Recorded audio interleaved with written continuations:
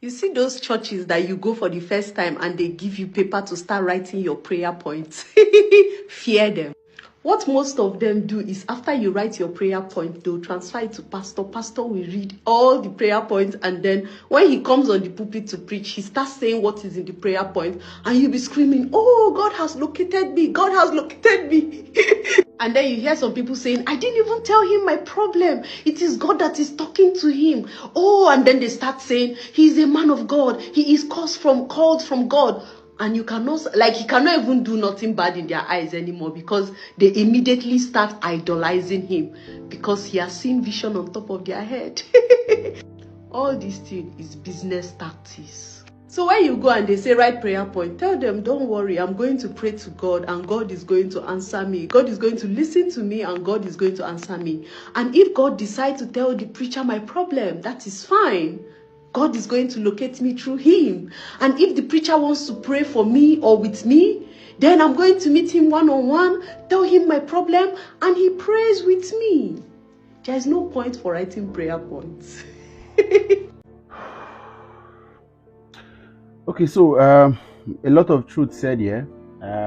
Listened to the video several times, and I've tried to ignore it, but I couldn't, because I think I needed to say something. As much as this lady had said a lot of truth in this video, owing to personal experience and a couple of conversations I've had with people, I can tell you that a lot of pastors, specifically in Nigeria, are indulging in this. But I can tell you, if this signals a totality or an interest or a definition or a generality of thinking that all prophets or pastors do this, then that is why I'm here. That's a lie. Unfortunately, we may have the majority doing this, but it's not all. I needed to say this so that you don't begin to doubt your prophet or your pastors unceremoniously. I can tell you, I've been around for a while and I've traveled a bit. I've had personal encounters, I've had conversations, I've spoken to some of these pastors. I know some pastors more than the members may do, and I can tell you that these things do happen. But then there are a lot of pastors who are genuine, who are sincere, and it was told to Elijah, so many of them that are here to bow to Baal, or bow to Mammon, or bow to ritual, or bow to deception, or bow to manipulation.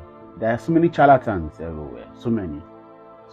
If I share what I've been privy to in the last couple of years of my life, you'll be shocked, right? But I can still tell you, in spite of these shenanigans happening, there is so much sincerity, so much righteousness, so much discipline happening. And it's unfortunate that the worst of them are the one making the loudest noise. They're the one with the highest crowd on social media. They are the ones with the highest clout. They are the ones with the highest influences. They are the ones with the highest number of social media defenders, right? And so the fact that you have seen 5 different pastors who are all over the net and seems to have the same character trait, this seems to possess the same type of spirit, seems to run the same kind of ministry, doesn't mean that everybody it's good that we create this balance so that those of us that have chosen to stick to the faith would understand until there is a need. And the problem here is we the Christians have shielded these guys for too long in the name of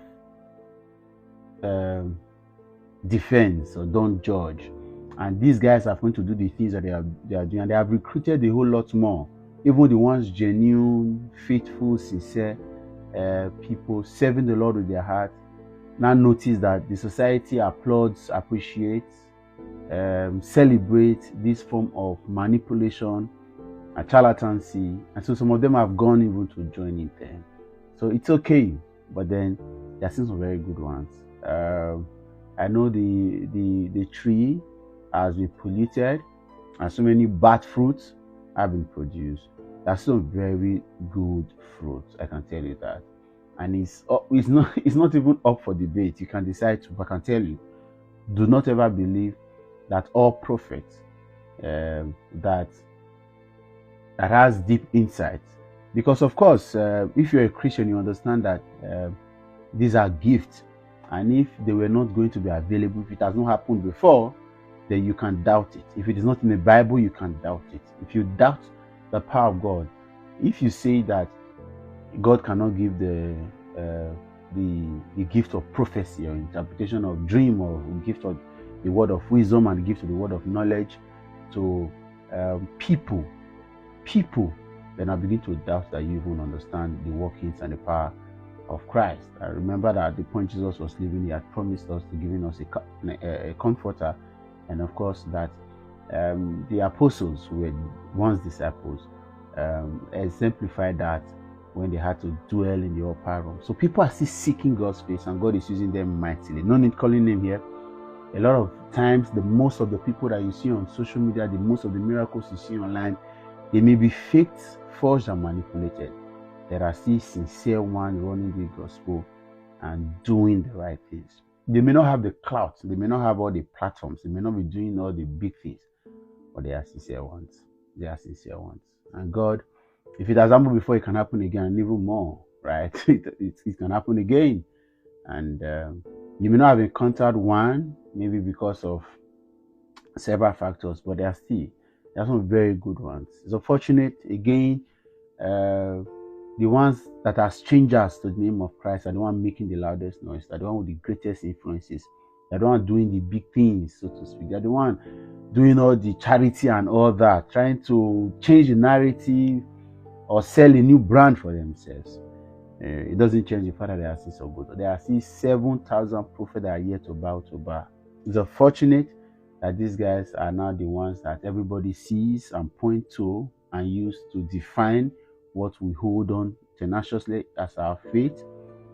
But never mind. There are still 7,000 prophets who are yet to bow to Baal. This is why.